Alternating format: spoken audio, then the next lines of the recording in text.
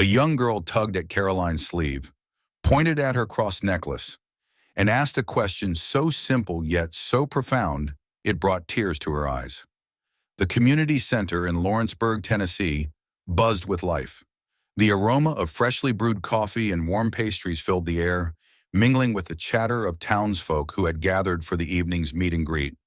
It was the kind of place where neighbors still knew each other by name, where life slowed down just enough for people to truly connect. Karoline Leavitt stood near a folding table stacked with brochures, smiling as she shook hands and answered questions. She had always enjoyed events like these, not for the attention, but for the conversations, the real, unfiltered stories people shared with her, the quiet moments of honesty that reminded her why she did what she did. As she chatted with an elderly woman about local schools, she felt a gentle tug at her sleeve. At first she thought nothing of it, but the tug came again, persistent, small. She turned, glancing down. A little girl stood there, barely 7 years old, with chestnut curls framing her round, freckled face. She clutched the hem of her floral dress, her wide brown eyes fixed on Caroline's necklace. Caroline crouched down, leveling herself with the child. "Hey there," she said softly, offering a warm smile. "What's your name?" The girl hesitated, then answered just as quietly, "Samantha." "Well, it's nice to meet you, Samantha." The child's gaze didn't waver. Instead, she pointed a small, slightly trembling finger at the delicate gold cross resting against Caroline's collarbone. "What does your necklace mean?" The room around them didn't go silent. Not really. But to Caroline, the air shifted. The question was simple, innocent, and yet it carried a weight she hadn't expected. For years, that cross had rested against her skin, close to her heart. It wasn't just a piece of jewelry. It was a reminder, a symbol of something greater than herself. And for the first time in a long time, someone was asking her to explain it. She opened her mouth to answer, but no words came. Instead, her mind took her somewhere else, back to a night she had spent years trying to forget. But some memories don't fade, no matter how much you wish they would. Caroline blinked, still kneeling before the little girl, but her mind was elsewhere, years in the past, in a moment that had shaped her in ways she never imagined. She had been 19, just a freshman at Belmont University in Nashville, excited about her future, but struggling more than she let on. Back then, she was trying to balance classes, 2 part-time jobs, and the nagging feeling that she wasn't good enough, that she didn't belong. Her parents had always raised her in faith, but in that season of her life, it felt distant. She went through the motions, Sunday services, whispered prayers before bed, but it all felt hollow, like she was speaking into an empty room. Then the phone call came. It was just after midnight, the dorm room dimly lit by the glow of her laptop screen. She had been cramming for an exam when her phone vibrated. She almost didn't answer, but something told her she should. The moment she heard her mother's voice, she knew. Her grandmother, the woman who had taught her how to bake biscuits from scratch, who always smelled like lavender and spoke about faith like it was as real as the ground beneath their feet, was gone. A sudden heart attack. No warning, no goodbye. Caroline barely remembered the next few hours. She only recalled the quiet sobs of her roommate in the background, the icy numbness in her chest, and the suffocating weight of realizing she would never hear her grandmother's voice again. For the first time in her life, she felt truly alone. The next morning, she went through the motions, packed a bag, booked a bus ticket home, but her hands felt disconnected from her body, like she was watching someone else live her life. When she arrived at her childhood home, everything felt wrong. Her grandmother's chair sat empty. The air felt heavy, thick with things left unsaid. That night, unable to sleep, she wandered into her grandmother's bedroom. The scent of lavender still lingered, clinging to the blankets and pillows. On the nightstand, a single object caught her eye. A delicate gold chain, the cross pendant resting against the worn pages of a Bible. Her grandmother had worn that necklace every day of her life. Caroline picked it up, her fingers brushing against the cool metal. Something about it stopped her in her tracks. The weight of it in her palm felt different, like it wasn't just jewelry, but something more. Something she wasn't ready to understand yet. But sometimes faith finds you before you're ready for it. Caroline stood in the dim light of her grandmother's bedroom, clutching the cross necklace so tightly that the edges pressed into her palm.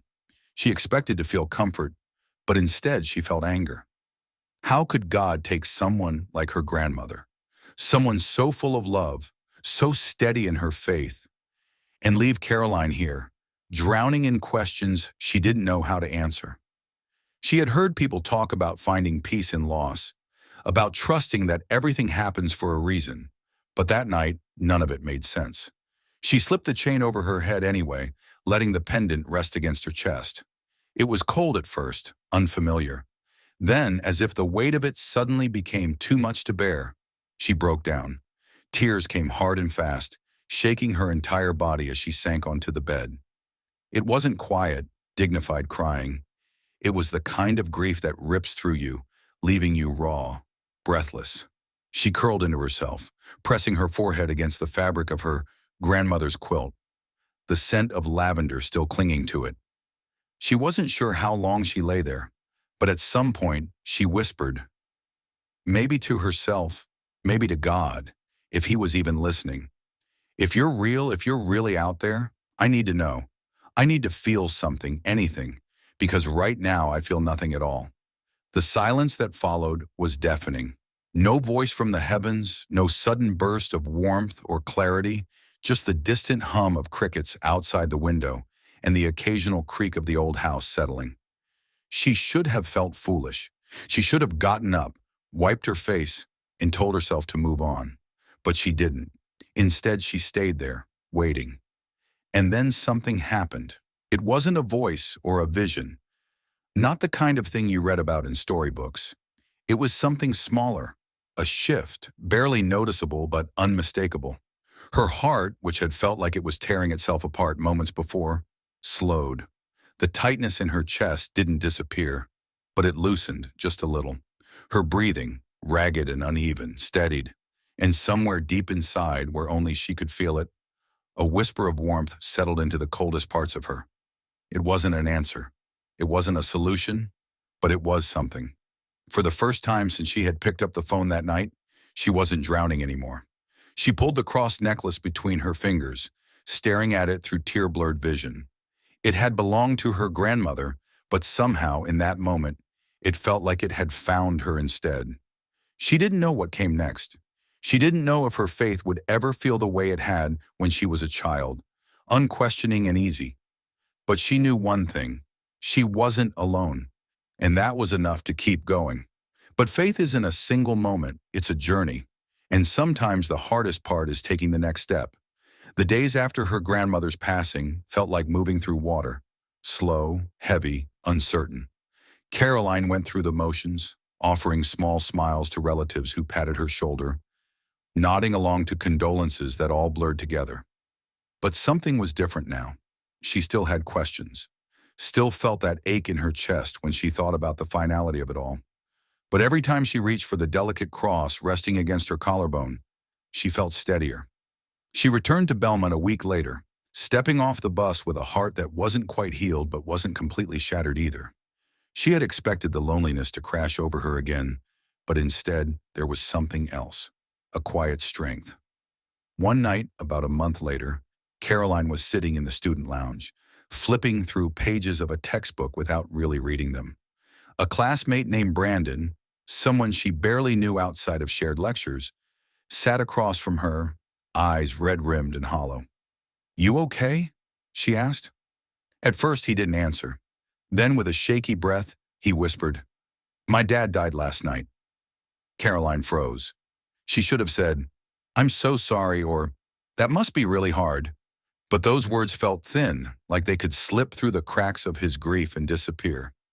Instead, she reached for her necklace, rubbing the pendant between her fingers the way she had done 100 times since that night in her grandmother's bedroom. "I lost my grandma last month," she admitted. "I don't have the right words for this kind of thing, but I know how it feels to think nothing will ever make sense again." Brandon swallowed hard, his jaw clenching as he blinked rapidly. "Yeah." She hesitated, then took off the necklace and held it out to him, his brows knitted together. I can't take that." "You're not taking it," she said softly. "Just borrowing it, until you feel like you can breathe again." He didn't say anything at first, just stared at her like she had given him something much bigger than a piece of jewelry. Then with shaking hands he took it. Karoline didn't know it then, but that moment, that small act of kindness, would be the first of many. Because sometimes faith isn't about having all the answers.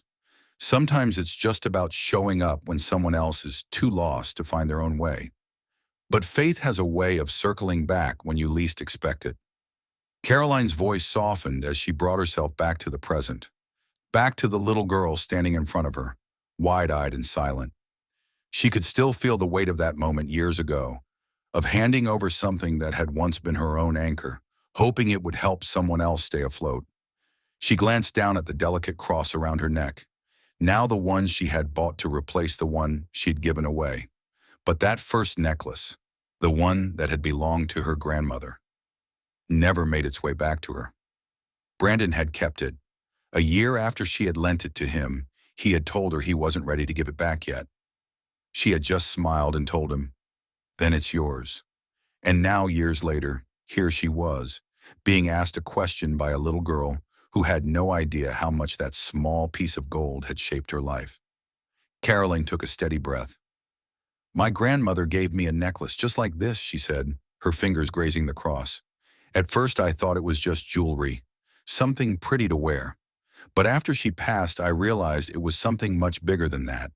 It reminded me that even when I felt alone, I never really was."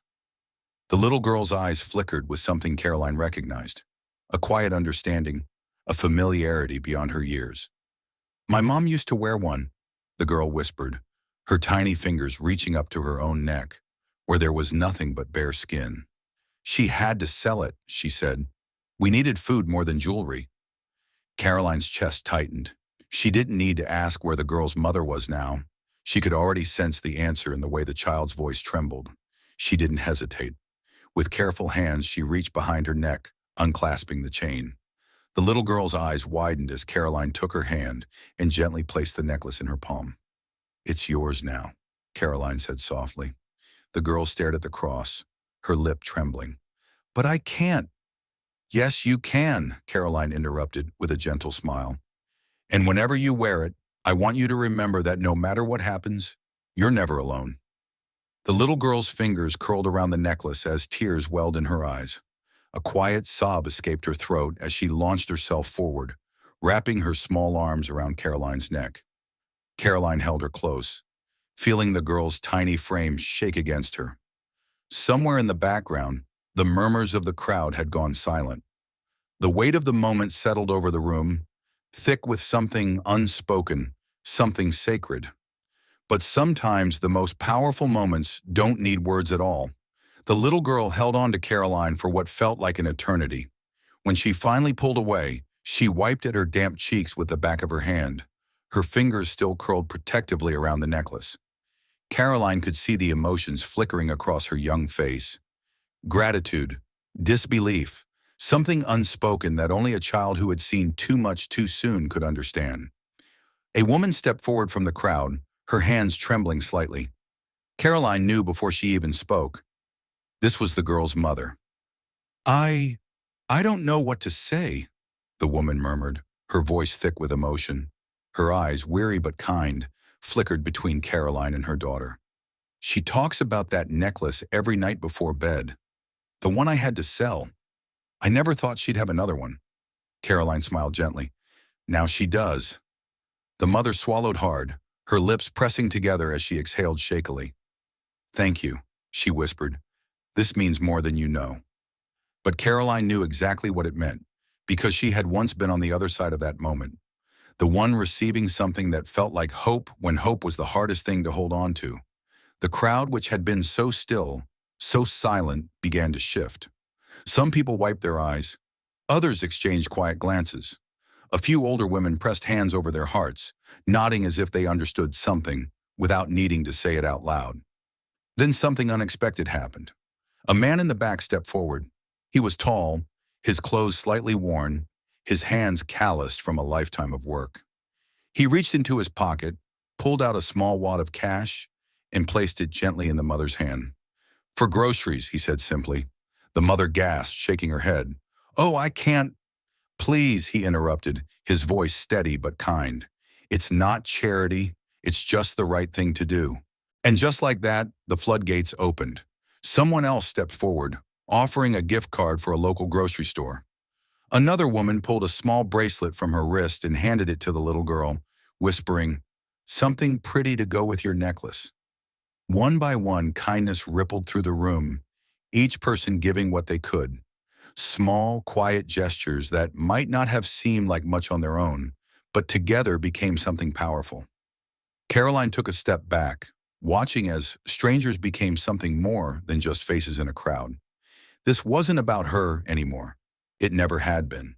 It was about something bigger, something that had started with a simple question from a little girl. Because sometimes faith isn't just about belief, sometimes it's about action. But the most powerful moments don't just happen.